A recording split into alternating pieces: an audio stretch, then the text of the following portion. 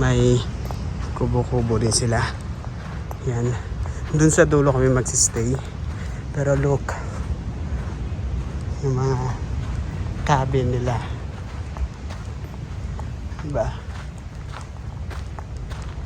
Instagrammable. Ganda, no? As in, para kang nasa Siargao. Siargao feels.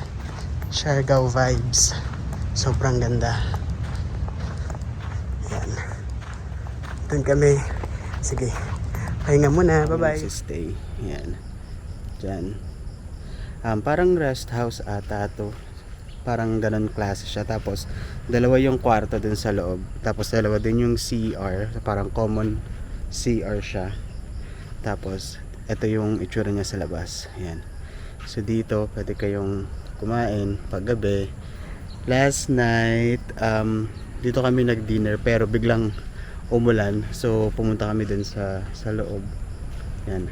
Actually, para siyang yung vibes nung accommodation namin is para kang nasa Siargao.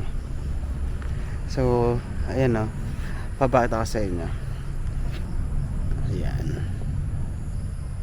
See? Ayan o, daming puno ng ng coconut. Oh. Yan.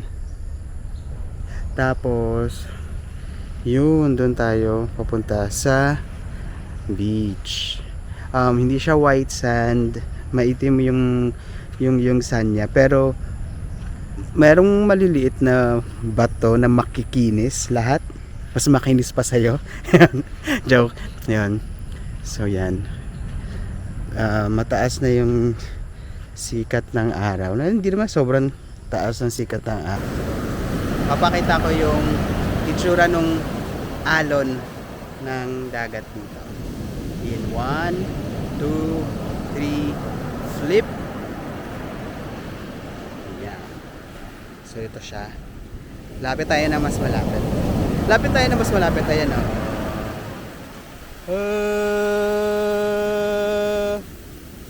Yan. So, diba grabe yung alon. Nakakatakot. As in, ayan o, lumalaki. Umaatras ako, lumalaki siya ng lumalaki.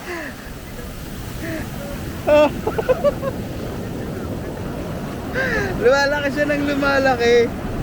Yan. So, hindi talaga siya advisable na, alam mo yung maligo. Unless talagang expert ka sa paglangoy. Pero hindi kung normal na tao ka lang na marunong lumangoy, medyo siya, delicads. So lakad-lakad tayo kasi ayan o, yung sinasabi kong bundok, ayun o, yun. Yan. So para siyang Batanes actually. Tapos meron pa ayan o. Ayan. So yan. So sulit naman yung pagpunta, pero ayan. See? Try natin maglakad-lakad. Lakad-lakad lang tayo dito. Pero yun nga. Hindi ko na i-focus sa akin yung video o yung camera. Appreciate na lang natin yung tsunaming tsunami talaga kasi ayan o, ang lakas talaga.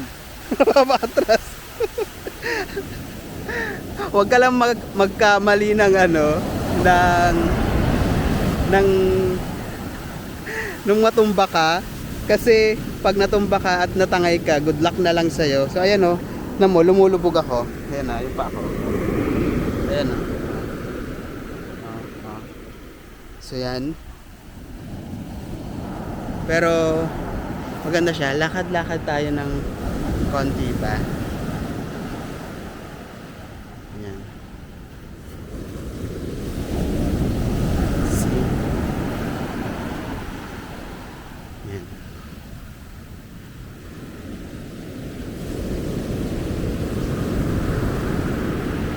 Nakakatakot yung tubig talaga. Pero enjoy natin. paglalakad dito. Yan. See? Oh. Diba? Nakakatuwa naman siya.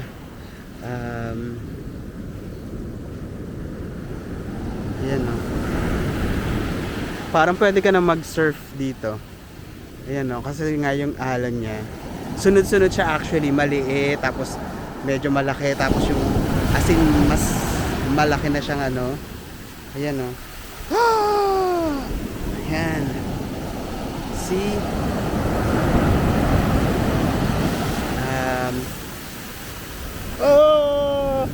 Umabot siya sa may ano ko. Medyo abot sa tuhod. Pero try natin i-zoom. Ayan o. See? Ang lakas. As in walang chance na mabuhay ka. Paulit-ulit ako no. Walang chance na mabubuhay ka kung tangayin ka nung alon. Malalaking alon. As in malaki. Ayan na. Tingnan nyo.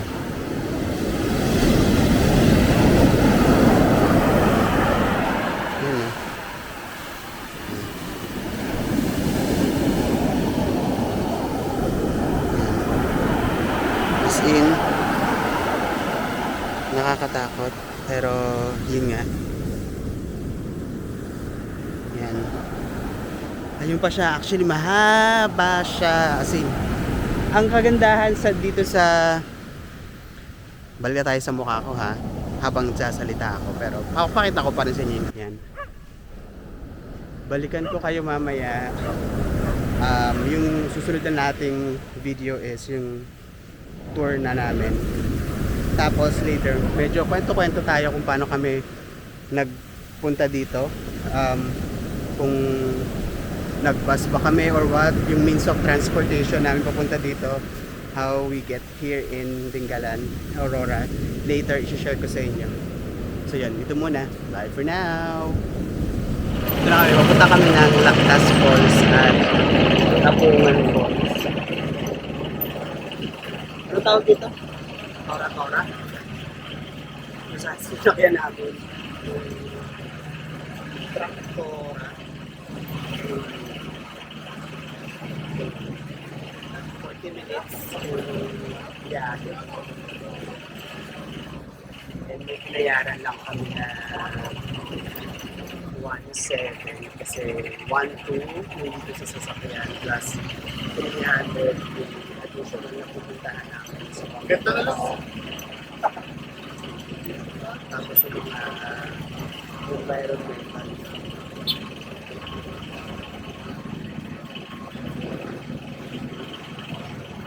Bakit hindi na natin po? Ba't hindi natin po? Hindi baka walang mapag-iwanan dun sa ano. Ha?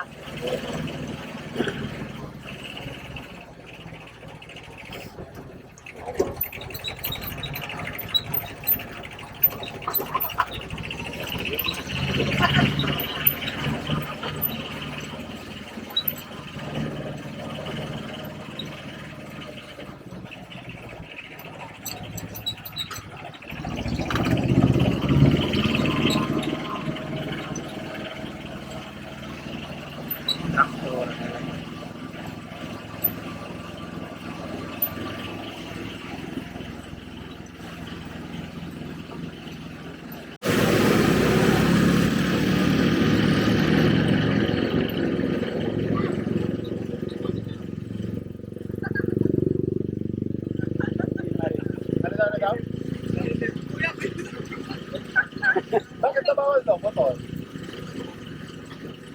Bakit daw?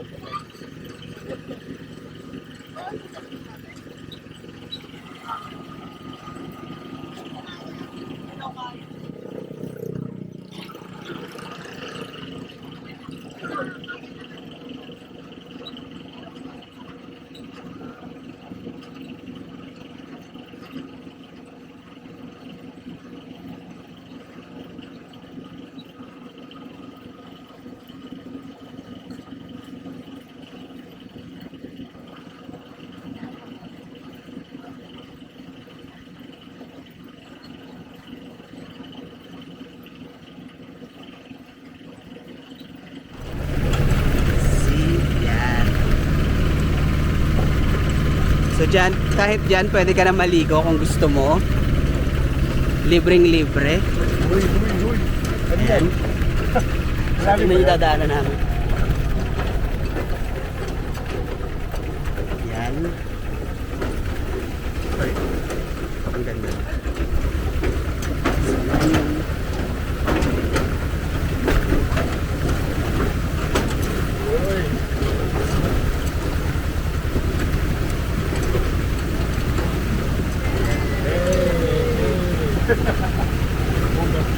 Nag-ano sila ng yung paa nila sa tubig. Sa loob. Yan yung likod. Diba? Refreshing and worth it naman. Ika, sabi ko nga kanina, bagong experience.